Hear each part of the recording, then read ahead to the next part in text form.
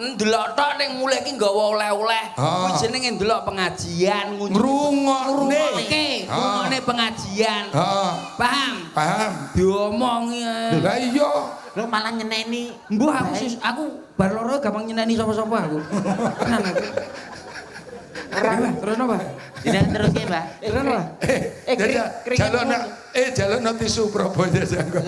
Keringetmu kuwi lho. Lah iya. Kuat ora? Alhamdulillah karena iki wong keringetan iki kan loro. Ana kalane siji wong keringetan iki sehat, ana kalane wong keringetan iku mergo gak. Cil, kowe anu gliyeng-gliyeng apa ora? Gliyeng-gliyeng ngono Enggak. Ora. Aman-aman ya, ngono aman. Enggak aman aku aman. Aku pura-pura dene iki aman aku. Iki ora? Ya 50 matamu. Jekuk tok 50. Oh, edian iki. Wis ndang ngono munggah kabeh. Dan aku sing delok. Lah jeneng